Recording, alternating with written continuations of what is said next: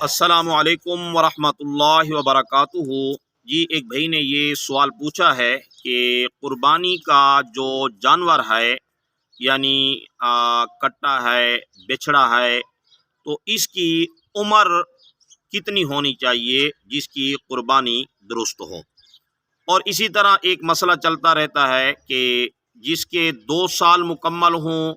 یا اس کے 2 پکے دانت جس کو دندہ کہتے ہیں، یا 2 سال ہونا ضروری ہے یا اس کا دندہ ہونا ضروری ہے۔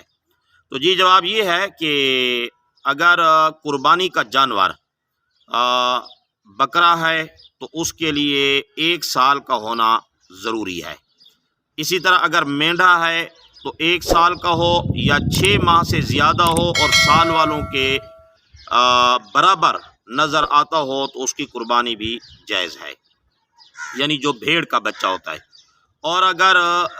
گائے کا بچڑا ہو یا اسی طرح کٹا ہو بھینسا ہو یا اسی طرح مادہ ہے تو اس کے لیے 2 سال کا ہونا ضروری ہے۔ اگر اونٹ کی قربانی ہے تو اس میں 5 سال کا ہونا ضروری ہے۔ اب رہا یہ مسئلہ کہ دندہ ہونا ضروری ہے یا نہیں ہے، تو اس کا جواب یہ ہے کہ اصل میں تو 2 سال ہونا شرط ہے کہ بچڑا ہے کٹا ہے وہ 2 سال کا ہو، دندہ ہونا کوئی ضروری نہیں ہے۔ لیکن چونکہ یہ زمانہ فتنے فساد کا زمانہ ہے،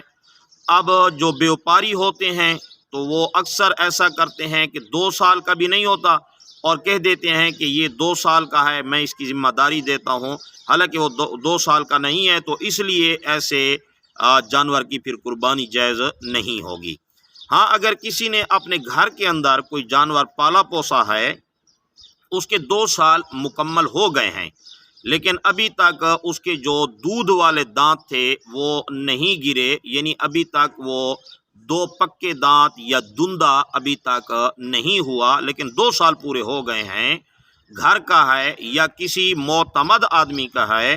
تو اس کی قربانی میں کوئی حرج نہیں ہے، اس کی قربانی شرعاً درست اور جائز ہے۔